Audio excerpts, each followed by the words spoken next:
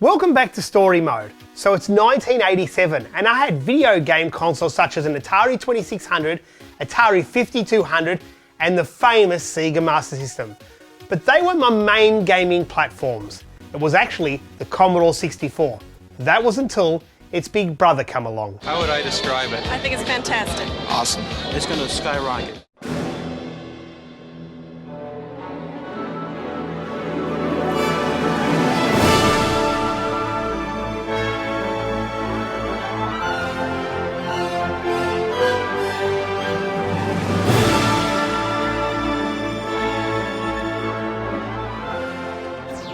It's 1987 and the music is great. Kim Wilde, George Michael, Belinda Carlisle, Taylor Dane. But if you really want to get transported back to 1987, listen to these classics. You were always on my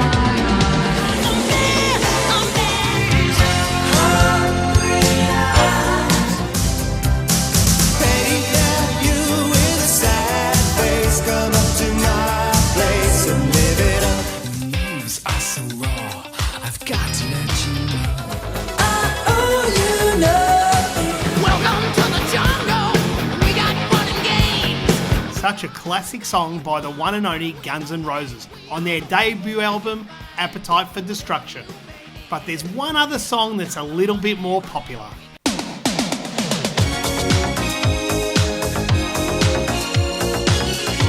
No, you have not been Rick rolled. This is a #1 hit by Rick Astley. Can you believe this was back in 1987? How time flies. Picture this, it's a sunny Friday afternoon and school's about to finish. I go up to Michael, my best friend at the time, and say, how about coming over to my place on the weekend and playing some Commodore 64? He says to me, no Joel, not this weekend. This weekend, you come over to my place.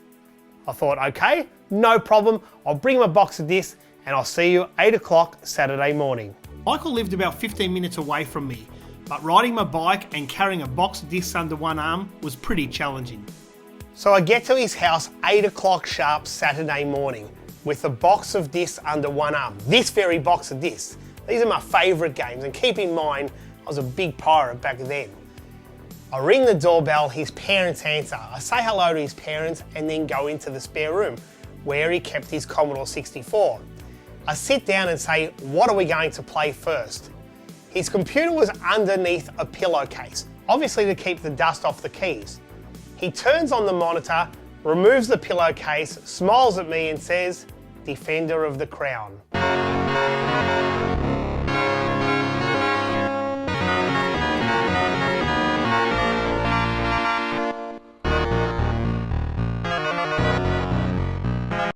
I didn't know what to look at first. The monitor with those amazing graphics, or this gigantic new keyboard, the Amiga 500. Yep, that's the first time I saw an Amiga 500. And after we played games all day, and let's be honest, we mainly looked at the graphics in awe rather than playing the games, I just knew I had to have one. I rode home and told my mum all about the Commodore Amiga 500, and the Commodore 64 was outdated, and if I didn't get an Amiga, I was probably going to die. Unfortunately, she said we couldn't afford such an expensive computer, and I'd have to talk to Gar, my grandfather. The way I spoke about the Amiga was gold. I told him it would change my life. I could do anything with it. When I told him about the price tag of $900, he wasn't overly impressed, but eventually gave in as long as I used it for school. I was over the moon, and to this day, it's the greatest moment in my computer gaming history, or my computer history at all. In the meantime, I found a guy selling video games in the local paper for $3 each, obviously copied, for the Commodore Amiga. I couldn't get there fast enough.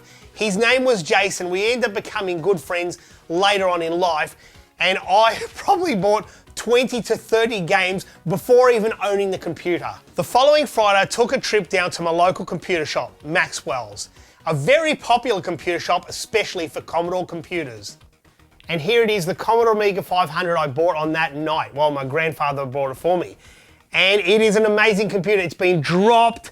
It's been with me for 32 years now, and it has never let me down. Not once. No power supply issues, no RAM issues, nothing. I can't believe it's still standing. I thought I would have had to replace capacitors or something by now.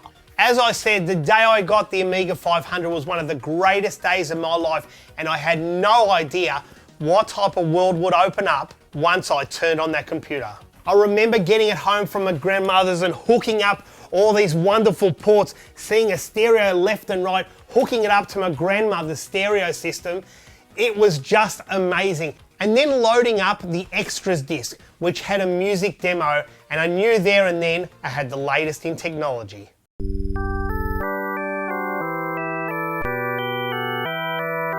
So months passed and I noticed all my Commodore 64 cracking buddies started to move on to the Commodore Amiga, and boy, did that world explode. I thought piracy was bad on the Commodore 64, but on the Amiga, it was rampant. I was involved in many cracking groups such as ACU, the Firestarters, to name a few. Later on, I went a bit rogue and went under the name Silver. Now, as many Amiga fans will tell you, games are only half the fun. And you know what the other half is? Demos. The demo scene was unbelievable.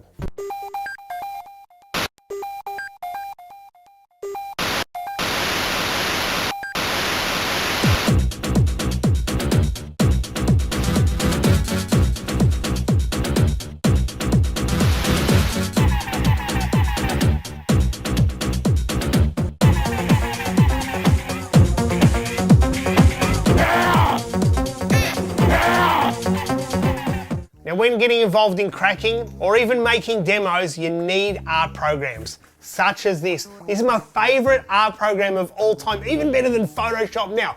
Well, not so much better, but more fun, especially for its time, and that is Deluxe Paint 3. I've spent so many hours on this, probably more than any other video game. Well, what about the video games? The catalogue was endless. It's rumoured that there's over 15,000 games on the Amiga, and that'd be obviously a lot of licensed, unlicensed game, homebrew, public domain, whatever it may be. My favourite would have to be Shadow of the Beast by Psygnosis. What an incredible game.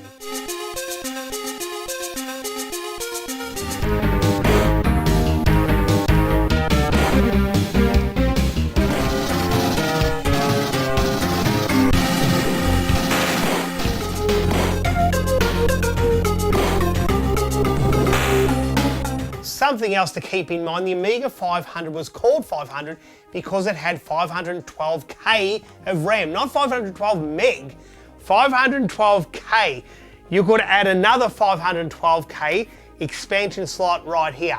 Of course, games later down the track needed a full megabyte of memory to run games. It's amazing how much power they could squeeze out of this computer. Yep, this one computer certainly opened up a big world for me, whether it be learning to program computers, drawing art, and meeting wonderful people, a lot of them who I'm still friends with today, really good friends. I've even met some infamous people via this computer, and one of them is, yes, Julian Assange. Now, Julian actually lived 3 streets away from my grandmother's house, so I would go there on the weekends, sometimes taking my Commodore 64 and work on programming and all that kind of wonderful stuff. And then I noticed someone who was friends with Julian Assange and said, yeah, he's a really good programmer. He can teach all this wonderful stuff. He would come over to my grandmother's house and my grandmother would make him lunch. Is that insane? That that one day he would be this, famous guy on WikiLeaks and all that, but he was just a humble teenager that used to swap and copy games with me and teach me how to program. I learned a lot from that guy, actually. He was very, very, very smart. He was just an amazing guy. He didn't really play games much. I remember playing an Amiga game with him. I have to remember what it was. Actually, I do remember what it was. It was Leadstorm, so the famous Capcom game. I had it and he wanted to get the game. He said, yeah, it was quite a cool game. And he copied that off me. And then he'd always teach me tricks and loopholes to get through bugs and how to fix up checksum errors in programming. And I could be here forever talking about all the things I learnt off him. But then one day he kind of vanished and we got told he moved house, and apparently that was a big thing. He used to move around a lot. probably met him about a dozen times in all. Now, getting games for the Amiga was quite easy. There were a lot of pirates out there. There were local papers where people were selling games, as I told you earlier, and you could even meet up in libraries. Usually a library would have an Amiga, and if they didn't have an Amiga, people would meet up there and just, kind of have doubles, extra discs and swap with you and things like that. It was pretty good. But later on, I developed a connection with people in England, Germany, France, where I would swap games with them via this very modem. Do you know how many games have come down through this modem? This is way before the internet. This is in the late 80s. And that's it. I would hook this up to my phone line and talk type with people from Germany, England, and all around the world, really. But mainly Germany, England, and France. They were my main source of games and even demos. And I'd be talking to people like Red Sector, Wild Copper, had a lot to do with Wild Copper. Oh, there were so many. There were so many people you could exchange games via the world, via this. This is like before the internet, this is the internet. Well, I could talk about the Commodore Amiga forever. I really could. But there's one other thing I have to mention, and that is this program, Xcopy. This is the main thing my eyes would see, more than any game. I cannot tell you how satisfying it was to see those green zeros clocking down to the end. It was incredible. But if you ever got a red error, you just would die inside. But on the flip side, if you heard this sound, you knew you had a new game. So that's the story of the Amiga 500, a computer that opened up my world to really the world of computing. Programming, art, video animation, everything. It could do things that the Commodore 64 could only dream of. And it never really got into the Apple side of computing or even IBM compatible. This is where I found my true calling for computers and computer love. Long live the Amiga. On the Amiga. Outrageous. Makes it possible. Fabulous. On the Amiga.